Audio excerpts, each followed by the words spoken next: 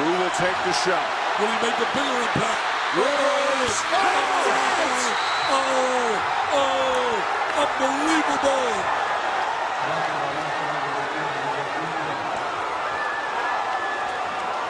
An incredible finish here in Chapel Hill. Freshman Austin Rivers with a 3 at the buzzer to win it for Duke. Welcome, ladies and gentlemen, to the Double H Show. I'm back after a pretty long break. I'll give you my final thoughts of the Super Bowl and wrap up the NFL season. And we're also talking Duke, North Carolina, and rivalry in college basketball. Get ready, this is the Double H Show.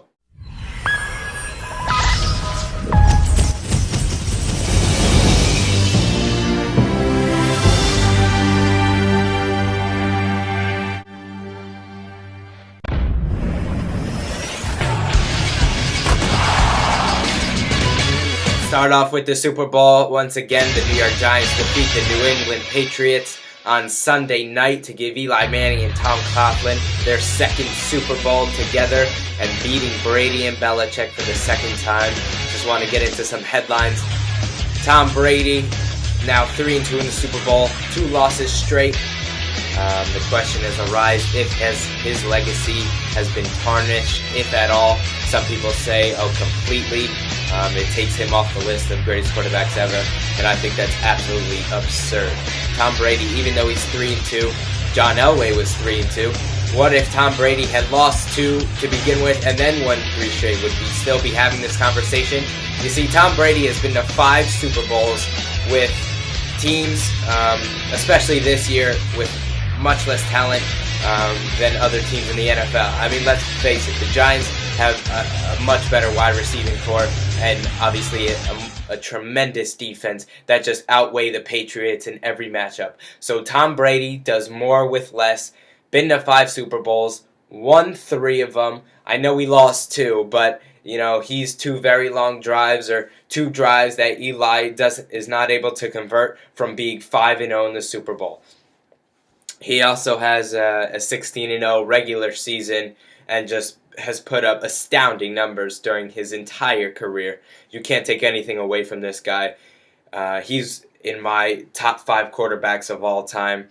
And if he had won this one and went to 4-1, I might have put him at number 1 of all time. But in terms of his legacy being tarnished, I don't think his legacy has been tarnished at all.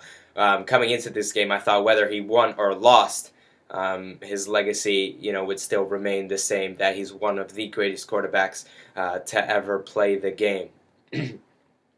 And to say that he gets all of the blame for the loss is absolutely, in my mind, incorrect. His wide receivers dropped many passes. I mean, let's face it, if Wes Welker makes that catch, I know it was a tough catch, but it hit both his hands, and it's a play that he makes all the time, and he knows it. He makes that catch, this game's over, and we're not even talking about the Patriots losing and Brady's legacy being tarnished. So Brady did all he could. He kept them in it. They had a chance to win, and give credit where credit is due to the Giants and Eli Manning. Eli driving them down the field to win again. Ahmad Bradshaw just falling into the end zone, even though he was told not to score. But what are you going to do? Can't blame him for wanting to take the lead in the Super Bowl. You have the chance, just might as well go and take it. But Tom Brady should not be getting much of the blame for this loss. He and Belichick did all they could. Came back down 9-0 to take the lead. Came out firing in the third quarter. Just unfortunate plays down the stretch. They were unable to recover some of the Giants' fumbles. That could have been very costly. And with a hobbled Gronkowski was not even able to get off the ground.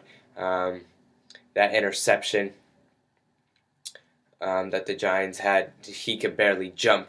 That wasn't Brady's fault at all. And then the Hail Mary, if you play it back in slow motion, he could barely dive to catch the football. Who knows? With a healthy Gronkowski, could be a different outcome in the Super Bowl. In terms of the Giants, I think they can come back and repeat, even though it's very tough to do. If they just play the way they played down the stretch, Eli playing, of course, at the top of his game in that defensive line, getting to every quarterback they face. They're obviously going to get every team's best shot next regular season. It's not going to be easy, but I think they can improve on a 9-7 season and finish at 11-5, 12-4, and maybe get a home game for an NFC Championship game next season. But we'll talk much more NFL offseason, where Peyton is going, what teams are who they're going to draft, and where they're moving for the coming years. Now I want to talk a little about the Duke-North Carolina rivalry, college basketball. Austin Rivers drains a cold-blooded 3 at the buzzer last night to send the Tar Heels fans just stunned in the Dean Smith Center. Of course, Austin finishing the game with 29 points, 6 of 10 from the field. And Duke, while down 10 with 2 minutes and 33 seconds to go, find a way to get it done. They hit a couple of threes. They get a couple of stops.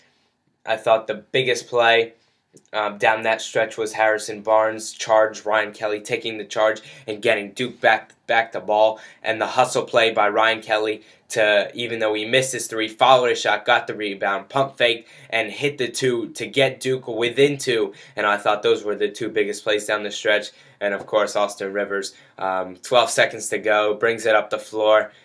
His teammates wanting him to drive. I thought he was going to drive, but even Harrison Barnes, he said after the game that North Carolina, everybody knew he was going to take that 3. And Austin got the switch and had Tyler Zeller on him, and Zeller had his hands down, did not use his length, and Austin just pulled up and hit a tremendous shot over the 7-footer. Just another storybook ending for this great rivalry. In my mind, the best rivalry in college basketball and arguably in all of sports. Campus is 8 miles down Tobacco Road from each other. They hate they hate each other with a passion, and they always give us great entertainment. And after Rivers hit that shot, on Twitter, it just exploded. About 8 things related to the Duke-Carolina game were trending worldwide, so you can see the effect this rivalry has on everybody here in the United States and, of course, international. Just a great game, and should give us a preview of what to come in the coming months. March Madness, these 2 teams meet again March 3rd in Cameron Indoor, and we'll see in the ACC tournament and the NCAA tournament. I think North Carolina, out of them and Duke, I think they have the ability to go to the farthest just with their inside and outside ability. Tyler Zeller and John Henson inside, and of course Kendall Marshall, a true point guard and a flat-out scorer in Harrison Barnes. And a great depth. They just have the ability to make a run. I think Duke still needs to solidify that inside game with Mason Plumlee, Ryan Kelly, and Miles Plumlee. They got to get more rebounds. North Carolina, for the most part, dominated them on the glass.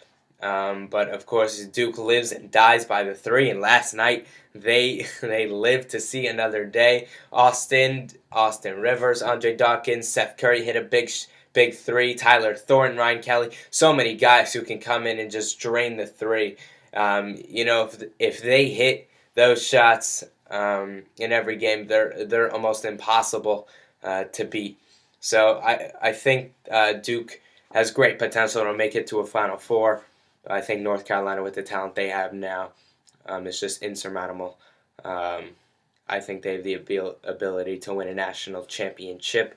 I still think Kentucky is still my number 1 team, then North Carolina. Kentucky, Anthony Davis, Michael Kidd-Gilchrist, Terrence Jones, Doron Lamb. I mean, they're just putting on a show each and every game.